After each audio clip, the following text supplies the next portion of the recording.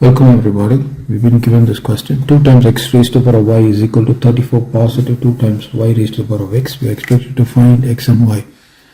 First, what I wish to do is I would like to move this to the other side. So this is going to be 2 times x raised to the power of y negative 2 times y raised to the power of x is equal to 34. I will take 2 out, so this is going to be x raised to the power of y negative y raised to the power of x is equal to 34. Next I will divide by 2 both sides. So this would give me 2 and 2 being cancelled. I would have x raised to the power of y negative y raised to the power of x is equal to 70. Now let me consider x raised to the power of y. Now, can I rewrite this as x raised to the power of y raised to the power of 2 divided by 2? Of course, I can do that. Now, according to the law of indices, if you have a raised to the power of m over n, you can rewrite this as a raised to the power of 1 over n, the whole raised to the power of m, which can also be rewritten as a raised to the power of m, the whole raised to the power of 1 over n. So, all of these are possible. So, because of this law, I would like to rewrite this as x raised to the power of y over 2. The whole is raised to the power of 2. Okay? And similarly, this means y raised to the power of x can also be rewritten with the same property. Y raised to the power of x over 2 raised to the power of 2. So, I'm going to take this as 1 and I'm going to take this as 2. So, using 1 and 2, we rewrite. What do? We rewrite, probably I will take this as sum a. We rewrite a as follows. In place of x raised to the power of y, I am going to utilize x raised to the power of y over 2 whole squared. And in place of y raised to the power of x, I am going to utilize y raised to the power of x over 2 whole squared. This is equal to 17.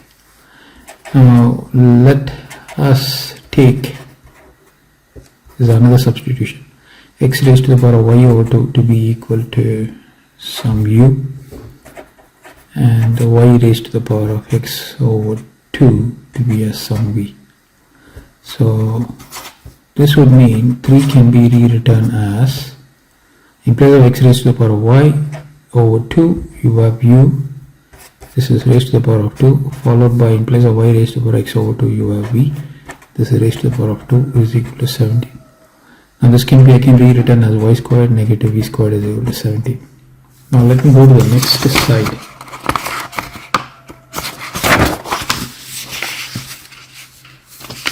So you got u squared negative v squared is equal to 17. Now we have a formula, a squared negative b squared is equal to a negative b times a positive b. So I can rewrite this as u negative v times u positive v. Now 17 can be rewritten as say 17 times 1. Okay.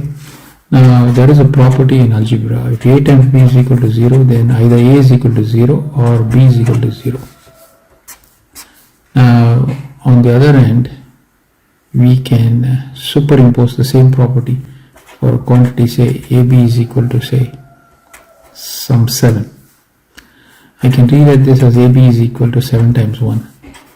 Now if a is greater than b, then a will be 7 and b will be 1. So by this property, clearly since u plus v will be greater than u minus v, this would mean I can take u plus v to be equal to 17 and u minus v to be equal to 1. Right? So having got that, what I'm going to do is I'm going to take this to be as new 4, equation 4, and this to be as 5. So solving 4 and 5, we get, so what do we get? We got u plus v is equal to 17 and u minus v is equal to 1. So I'm getting rid of v, That means 2u is equal to 18. I divide by 2 both sides, so this would give me v is equal to 9. U is equal to 9, right? Now put u is equal to 9 in 5. So what do we get if I put u is equal to 9?